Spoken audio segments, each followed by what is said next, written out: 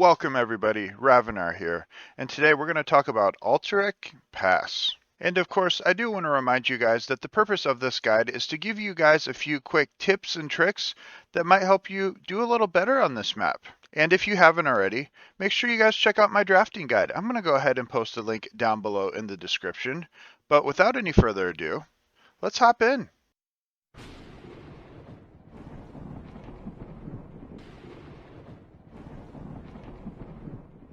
Like always, I do want to encourage you guys to check me out on Twitch. I'm going to post a link to that down below in the description. Now, Alterac Pass has a unique objective where you first channel a point, and then you have to control the point to get some NPCs that charge down a lane for you.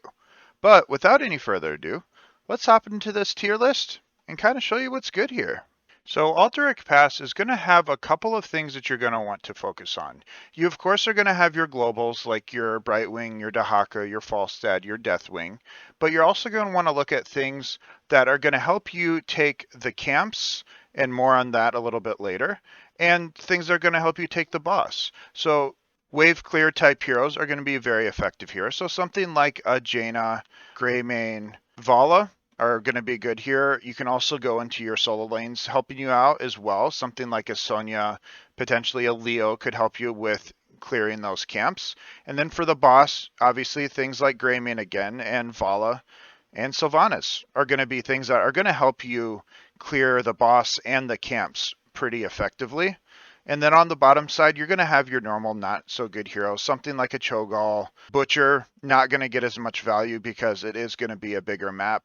And stuff like Nazebo, just a lot of these heroes down here, they really suffer on bigger maps. So a lot of these that even if I don't talk about are going to still suffer from that. But Nazebo and Butcher are going to probably be two of the bigger names to note here. Welcome back. Like on many other maps, you're going to notice that globals are going to be strong here.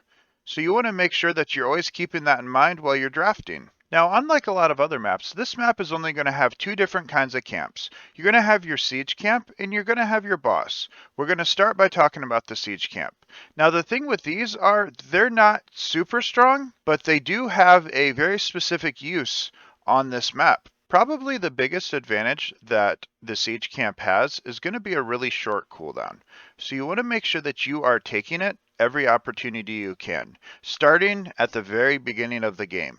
It will spawn 1 minute in, and your most optimal way to take it is to take it immediately.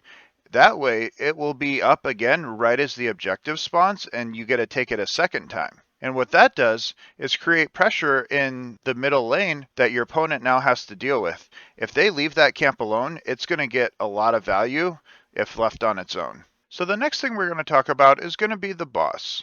Now, I would say that the boss is more of a high risk, medium reward sort of camp. So you want to make sure that you have at least a 2-player advantage before you even attempt to take the boss. Otherwise, you're going to run the risk of your opponent potentially invading and taking the boss from you. Keep in mind that because of the nature of the core regenerating itself, even a boss free pushing the lane isn't actually going to be able to end the game if you only have one keep down, which makes the boss a little bit weaker until you start having multiple keeps down. And this is also going to be the case for any lane by itself in general anyway, meaning under normal circumstances, even if a lane is already pushed up to the core is going to be able to clear that lane and regenerate itself before the threat of another wave pushes up. Which means that anytime you just have one keep down, you don't have to worry about it pushing up and ending the game. So the next thing I want to talk about is going to be the objective. The biggest thing to keep in mind is to realize that losing the objective doesn't mean you're going to lose the game. So if you have a player disadvantage, a 4v5 for example, don't try to force the objective, just back up, push out the lanes as much as you can, and prepare for a defense. You have a much better chance of surviving the incoming wave if you prep for it than if you try to stop the objective down a player and potentially end up getting wiped and snowballed even more. So you always want to make sure that you're prepping for the defense if you do have a player disadvantage. Now the next thing I want to talk about is what to do when you win the objective. Now if it's early game, you want to make sure that you're soaking all 3 lanes if you can do so safely, because the early objectives don't actually do that much. So you want to utilize them to give yourself as much of an experience lead as possible. And if you happen to get some structural advantage, that'll be more of a bonus. You want to be utilizing the first one to get that bit of an experience lead. Now, the later objectives, if you're winning them, those are the ones where you want to send 4 people, sometimes even 5 people in one lane, and try to push down one of the priority lanes, which is going to most likely be either top or bot, depending on which one is pushed in more, and try to force as close to the keep as you can, if not through the keep. So you can start lowering the armor on the core and start prepping for an eventual end. Well, that is going to be it for my quick tip guide on Alterac Pass. Now, of course, if you did like this guide, let me know in the comments section and check out my other guides as well. But most importantly, make sure that you subscribe, like, hit the notification button.